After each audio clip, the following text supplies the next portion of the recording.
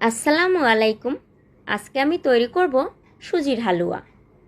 আমি 1 প্যাকেট সুজি নিয়ে নিলাম।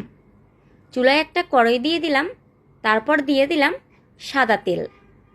তেলটা গরম হওয়ার সাথে সাথেই দিয়ে দিলাম কয়েক টুকরা দারুচিনি, সাথে দিয়ে দিলাম 2টো তেজপাতাও।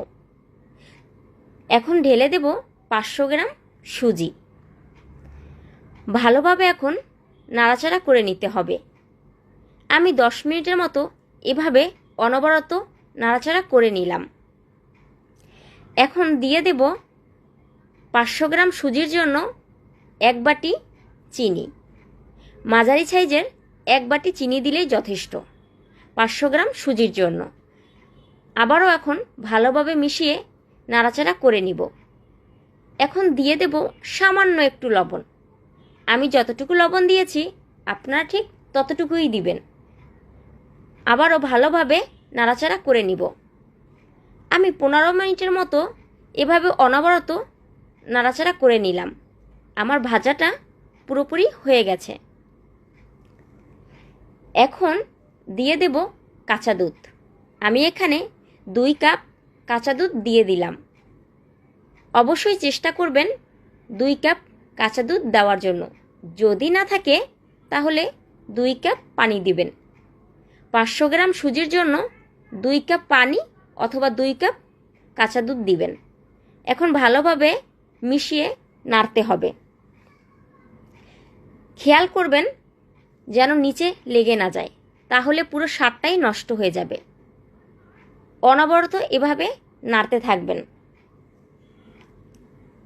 যারা একেবারেই নতুন, কখনোই হালুয়া তৈরি করেন নাই, তারা আমার ভিডিওটা পুরোটা দেখেন, তাহলে খুবই সহজে হালুয়া তৈরি করতে পারবেন। আমি এখন দিয়ে দেব কিছুটা কাঠবাদাম। আমি ভালোভাবে ধুয়ে ছুলে কুচিয়ে দিয়ে দিলাম। তারপর দিয়ে দেব কিছুটা কিশমিশ। এই যে কিশমিশ দিয়ে দেব।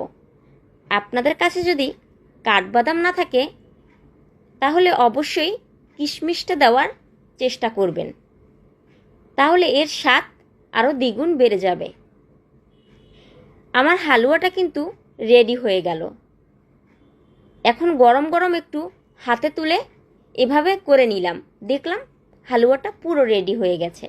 এখন একটা টেরে নিয়ে নিলাম, তারপর একটু সাদা তেল দিয়ে টেরেটা ভালোভাবে মুছে নিলাম। এর উপর এখন দিয়ে দেব হালুয়ার ডোটা, তাহলে লেগে যাবে না। আমি হাতে আর আমার এই সাজে ভালোভাবে একটু সাদা তেল লাগিয়ে নিলাম, তাহলে কত সহজে হালুয়ার শেপটা আসে সেটাই আপনাদের দেখাবো। যাদের এরকম সাজ না থাকে তারা হাত দিয়ে গোল করে চামচের সাহায্যে যে কোনো নকশা দিতে পারেন। দেখেন, হালকা একটু চাপ দিলেই যতটুকু বাড়তি ততটুকু বের হয়ে যাবে আর একটা সুন্দর শেপ চলে আসবে। আমি এখন আপনাদের দেখাবো। এই যে দেখেন কত সুন্দর, কত সহজেই এরকম একটা সুন্দর শেপ হয়ে গেল। এরকম একটা সাজ খুবই অল্প টাকায় পাওয়া যায়।